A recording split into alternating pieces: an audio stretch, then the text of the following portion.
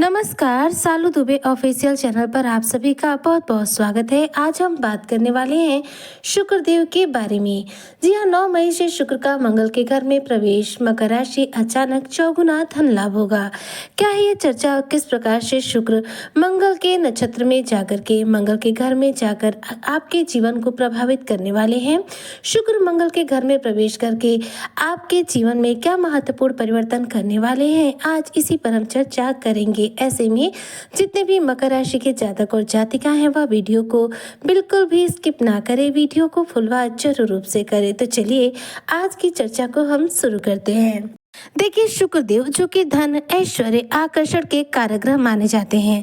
शुक्र हमें धन देते हैं, शुक्र हमारे जीवन में प्रेम सुखों में बढ़ोतरी करते हैं और शुक्र हमारे व्यक्तित्व में आकर्षण पैदा करते हैं।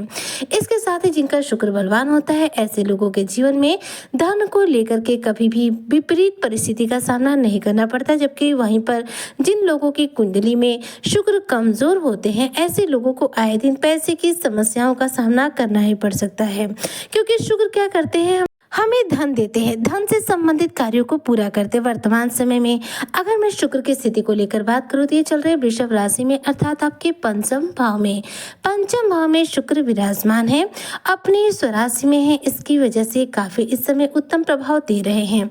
वहीं पर शुक्र देखा जाए तो वृषभ राशि में होने की वजह से यहाँ पर एक रोहिणी नक्षत्र में विराजमान है। रोहिणी नक्षत्र जो कि चंद्रमा का प्रिय नक्षत्र माना जाता है, चंद्रमा मन के कारक ग्रह है। इस नक्षत्र में होकर के जो शुक्र के अब तक के प्रभाव चल रहे थे वह देखा जाए तो पूर्ण रूप से सकारात्मक थे, विपरीत प्रभाव बिल्कुल भी देखने को नहीं मिल रहे थे। लेकिन एक समय होता है, एक समय अवधि होती है ग्रहों में, जिस समय तक वह एक राशि में या फिर एक नक्षत्र में विराजमान रहते हैं, फिर इन्हें अपना नक्षत्र बदलना पड़ता है, अपनी राशि बदलनी पड़ती है। तो शुक्रदेव देखिए 8 मई 2026 की रात्रि में जाकर के अपना ये नक्षत्र बदल देंगे।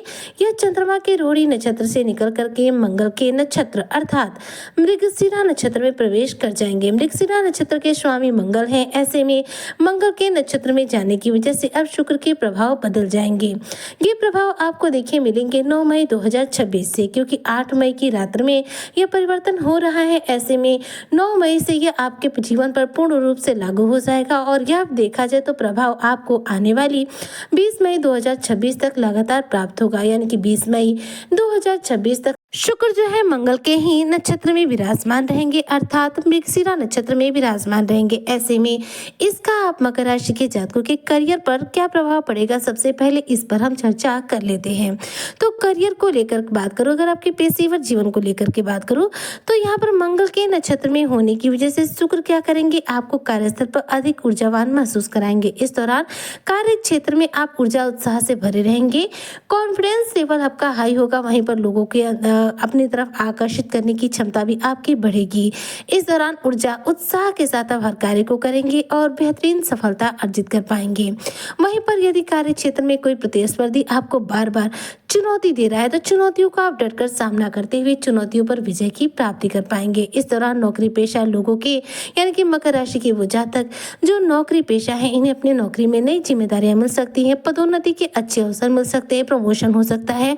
नौकरी को लेकर के जीवन में अगर असमंजस की स्थिति चल रही है तो वह भी आपके जीवन से दूर हो सकती है। अगर आप मकर राशि के जातक अपने कार्य क्षेत्र में प्रयास करें, नौकरी वाले स्थान पर प्रयास करें तो प्रमोशन के यहाँ पर बहुत ही सुंदर योग बनते हुए दिखाई दे रहे हैं। प्रमोशन आपका हो सकता है, लेकिन आपको यहाँ पर निरंतर रूप से प्रयास करना होगा। ध्यान दीजिएगा, शनि कर्म के कारक ग्रह हैं और शनि आपकी राशि के स्वामी है, तो शनि आपका हमेशा बलवान रहना चाहिए, तभी जाकर के आप कोई भी ग्रह का प्रभाव ले सकते हैं।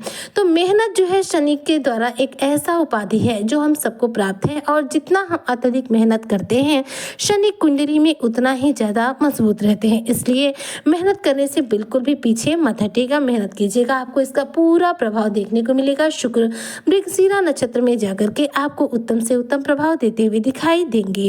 अब वहीं पर देखिए बात करती हूँ मैं आपके जीवन में आर्थिक स्थिति को लेकर के, तो देखिए शुक्र का यह गोचर पंचम भाव में ही रहेगा, लेकिन नक्षत्र बदल जाएगा। ऐसे में आर्थिक रूप से यदि में बात करूँ तो यह आपके लिए बहुत उत्तम प्रभाव दे रहा है, क्योंकि देखिए पंचम भाव के स्वामी शुक्र हैं और आपके चतुर्थ भाव सुख भाव के स्वामी आपके जीवन में सुखों में बढ़ोतरी करने वाले कारक ग्रह कौन है? मंगल।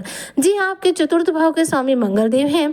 तो मंगल के ही नक्षत्र में यहाँ पर शुक्र का ये गोचर हुआ है, जिसकी वजह से आर्थिक पक्ष आपका मजबूत होगा। आर्थिक रूप से देखा जाए तो ये गोचर आपके लिए फायदेमंद साबित होने वाला है। इस दौरान धन लाभ की स्थितियों का निर्माण होगा, धन लाभ होगा, धन से संबंधित कार्यों पर आपको विजय की प्राप्ति होगी।